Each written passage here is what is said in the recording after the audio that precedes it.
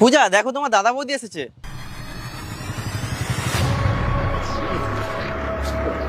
নমস্কার দাদা, নমস্কার বৌদি। দাদা বৌদি কেমন আছো তোমরা? দাদা বৌদি তোমরা বসো, আমি জলখাবার নিয়ে আসছি। না না, তার কোনো দরকার নেই। তোমরা কি ভেবেছো আমরা রাস্তায় বসে জল খাবো? আমাদের কি কোনো রেপুটেশন নেই নাকি? ওই তোমার দাদা বলছিল আজকে আমার বোনের বার্থডে, চলো বোনের সাথে একটু দেখা করে আসি, তাই আমরা এসেছি, তাও আবার লাস্ট বারের জন্য। বৌদি এটা কেমন কথা বলছো তুমি? কেন, ঠিকই বলেছো তো তোর বৌদি। তুই কি ভাবছিস তোর এই রাজপ্রাসাদে বসে আমরা জল খাবো? আরে আমাদের বাড়িতে তুই রানীর মতন ছিলিস, আর এখানে দেখ শালা ভিখারির বাচ্চা লাগছে তোকে।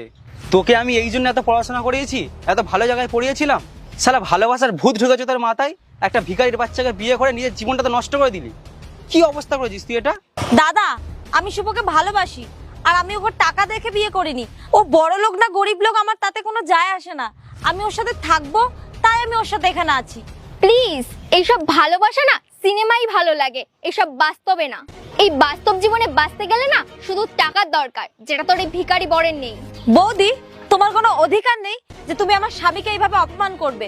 আরে ঠিকই বলেছে তো, এটাতে ভুল কি আছে? তোর বর তোকে দুবেলা ঠিক করে খেতে দিতে পারে বল দেখি? শালা সকালে খাওয়া দিলে রাতের বেলা খাওয়া দিতে পারবে না। দেখ তোর আজকে জন্মদিন, আমি তোর সাথে ঝগড়া করতে এখানে আসিনি, আর বাবা মা আমাকে এখানে আসতে দিচ্ছিল না। তুই জানিস আমি তোকে খুব ভালোবাসি, তাই আমি এখানে এসেছি।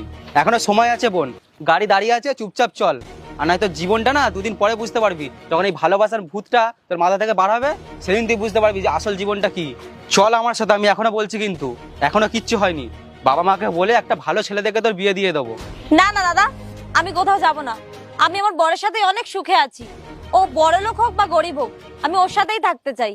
আর দাদা আমি তোমাদের ওই রাজপ্রাসাদের থেকে এই ছোট কুটির আমি অনেক ভালো আছি।